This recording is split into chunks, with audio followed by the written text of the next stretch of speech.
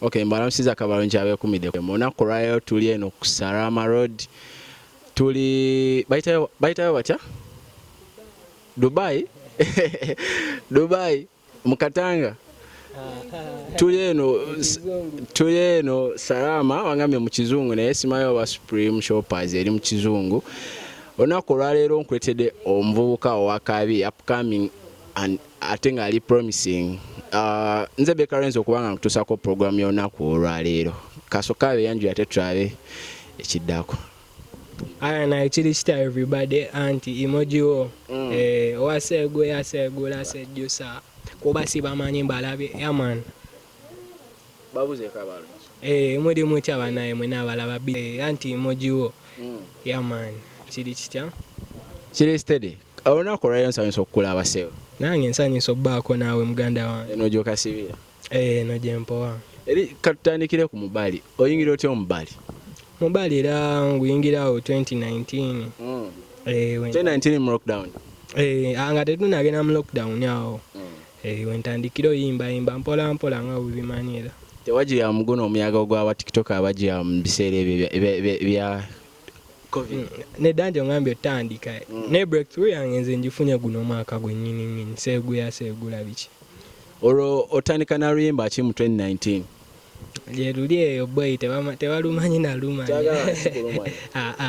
balulekeyo lubeeyo ate mbadde manyi balukolera abafaani bo olwo lwali lwange nali nduyigirako ebiseera ebyo otandika n'abaani otandika okukola music natandikira n'abasajja bange Roger ne Record Lyrical nga tukyali ku Slam awo oli mwana wa Slam kati tuli ku Portmore twavaayo ne tukola eyaffe bagita Portmore Records waliyo still ng'omuyimbi oba waliyo nga kuva danze mbadde muyimbi era muganda wange era mbaddeyo nga muyimbi ng'oyimba style ki ya music nkuba dancehall ne afrobeat dancehall yabeera atya dancehall nga owulira era waba ziza bafana yamani ate luga flow yabeera atya luga flow ndowooza waba gravity oyo gwe basookeramu oyo biki olwo watandika wayingira music nga omukola because oli close ne music industry oba wali omwagala gwenga gwe yali passion passion era yan driving anenoonya ku studio nemanya kiba kitya yaman ekitegeza ku Slam awo wagendayo obugenzi wetwalayo tebyali bya connection nga big eye nedda muganda wange nali noonya studio nengwa ku Slam ate ne Katonda nanyamba ne banyanguyira nnyo olwo tukirira ani olunaku lwo lwasooka manager Roger omugamba njagala kuyimba mugamba njagala kukolayo audio yange nina oluyimba yange naluwandiika eyo biki oluyimba olwo kyakutwalira bbanga ky'okuluwandiika olwo lwasooka nalwo simanyi naye naluwandiika ndi mu ssomero saawa za prep awo biki obimanyi nga byosoma biganyemukko tewatandikirako nga wetulaba nti basipasidayana abatandikirako mu kyaki mukiba baani go tewatandikirako mu school choir yonna tewali choir yonna tewinvolvingako kintu kyonna ekya music nze kyonna nakyeteekangako nga nze nga njagala nnyo okwezuula nga nze okitegeera olwo ng'ani akuinspire nga otandika okuba endongo nali inspired nnyo by Let Mose ebiseera we yafiira Mose yali akuba dancehall okuba dancehall tolina yigira kwayimba dancehall obaako kyoba okuyiga n'okoppa byanjawulo waliwo abakoppa Mose naffe abayigira ku Mose kati nzonza n'okwewuunya kye namuyigirako n'otakifuna anti kye njagala otegeere lyrics wamuyigirako mpandiika nemanya nti omuntu owandiika ki ekikola oluyimba ki ekyawula oluyimba yamanyi oba ofunyeko omukisa n'omumiitinga before nga tannafa saagufunako gw'omukisa so wakeerawo kezi kumakya n'okwata peni tewali akuteekamu ku mukono okuyigiriza we bawandiika luyimba nze tebampandikirako oluyimba muganda wange era sima baali alivaayo nampandikira oluyimba tobeetaga bwetaaze owa simanyi boyi kubanga ndaba nsobola nga nze ndaba nsobola so fa kati otuukire olunaku olwaleero wadde olinayo ennyimba meka Enyimba zo nnyingi mugana wange nange simanyi naye ngenda abantu mpolampola ne next week ngenda to oluyimba baluyita Tonjerusa next project yange after Seguya Segula Sejjusa yamani era bafani bange mwenna mu lulinde ndeka Tonjerusa onanjo kyekizigo gundi gwe talking about Tonjocha baluyita batya no before Seguya Segula oluyimba olwaidi ogijja kuki nali awo manyi abantu bagala nnyo ogendere ku bo bye baagala bw'otabikola bagamba omwana mu byo bayonooneka anti Uganda wabweto tebagala nyimba zi-inspiringa kati nze ne ŋŋamba muganda wange tola nti mubuulirira naye nze Seguya Segula ate Sejjusa kuba sibamanyi mbalabye nga nkula olwo nga bano bagamba nti teweeguya Sejjusa tolowooza nti lukyalomu n'obeetaaga mu bulamu okubeetagako kubaawo naye waliwo abakisussa ng'agala kutegerere buli kimu okitegeera bw'osiba enviiri oyo muyaaye bw'okola okitegeera ndowooza okitegeera kyekyo kati oluyimba luno distribution yalwo ebadde eta buzibu ki bw'olusanzeemu mu distribution kuba ndaba abaana abangi balukubye aba TikTok abaana bano basasula bakyaliwo kiki muganda ne tosasasula abaana 5,000 kwa kati challenge ziri 5,000 naye just ndowooza barelatinga ne lyrics bulungi nti buli omu otuukako ekiseera ng'oyo abantu bakulemezaamu nnyo mwana ekiteetaagisa kuba bwe oba bakusasula toyinza mmalako muganda wawe lwako obuzibu bwe ndufunyeemu abasinga balumanyi naye tebamanyi yaluyimba naye ng'eyaluyimba ye Emmoji Emmoji first time when nasooka okwogerako ne Deno nangamba kyaliwa nga akuba music omulungi bamuyita Emmoji omanyi nga akayimba ko nange nakawulira because najjanga nkawulira ku TikTok nenga nange simanyi akayimba ne mugamba mufuneko olunaku muyitireko wano ku office osanga koleshe tulabe ng'egyo tukikwasaganyaamuko lowooza gwe tosanze buzibu bwa kwe marketinga gwe nga gwe nze buli kimu nze I believe it's a gradual process katonda aba ku blessings olimba ne balumanya then kitegeeza nawe bagala tuka bakumanyi ko olimba luba terweyimba lwokka olimba lusobola okukola ate nyiniro n'atagiyanga ibipazo yagamba genda ogule motoka teyafunamu kati osobola okuba olimba ne lukuba naye nga abantu bakutegedde n'otafunamu ati kituufu neera ibipazo omumanyi sekyo kati kyekyo nange era kati waliwo abantegedde olwaleero twamutegeera nga alutadde video gwe video erina meka sofa video era yeyo gyeri yatonje eya Seguya Segula Sejjusa video gyeri wagitadda man ani yali director wa oluyimba ne producer video yakwatibwa main edits then audio ya Malcolm Beats muganda wange man Malcolm Beats wali osibanga ku studio oba wali yakutwalayo no Malcolm Beats twasoma naye twasoma fenna so kati kuva ddanga fe twagala nnyo muziki naye nga ye producer kati nga nze ndi muyimbi kati ng'akola beats n'azinsindikira sometimes ne mpandiikirako nenfuna wenvoicing era n'olwo we twalukola yampereza beat then nenfuna studio enaluvoicingira ne tulukola katonda n'abikola total expenditure yalinga mu meka if you are to estimate because omugase audio ne video boy simanyi kwanga nze natuka omuziki nga sikyagubalirira nnyo kubanga boy kyenyinza okukugamba gwe guli expensive mu kati woddawo okubala buli kyofulumizza oyinza okutyamu n'ogamba kanve mu ndongo so nze nabireka nkikola bukozi audio oba bansaba ekyameka wensi ogikwasaganya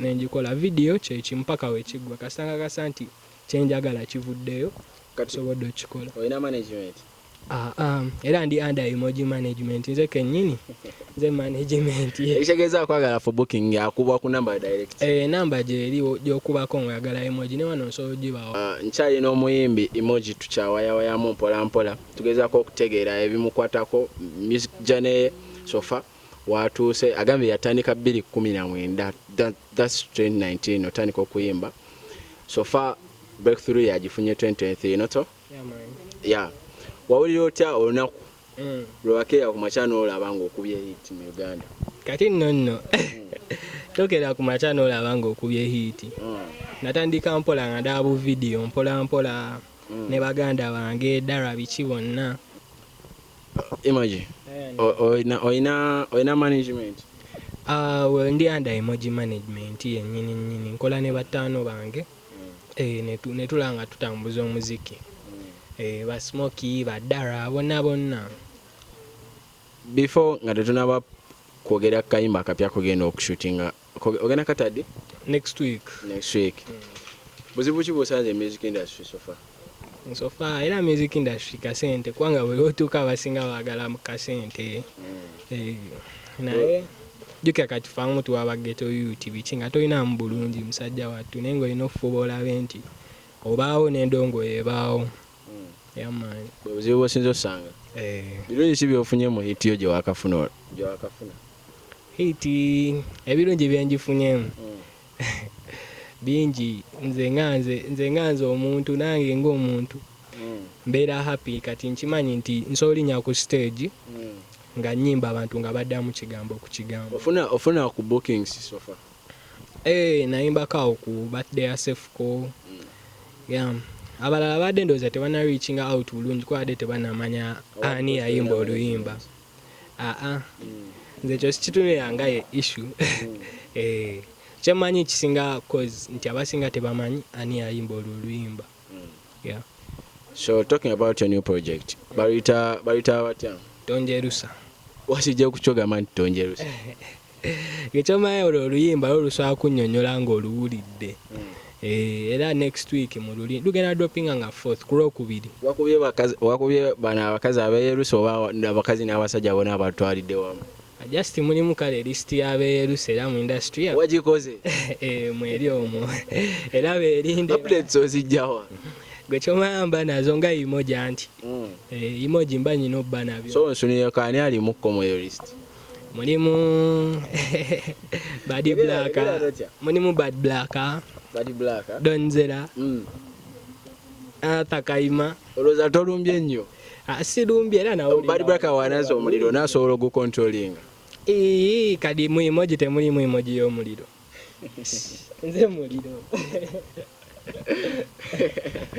Banamudiza omuliro? Nze muliro muganda wange. Oluyimba wamaze oluka production video yaweddewo wa China movies wa kasente? Video yo tukyagikwasaganya.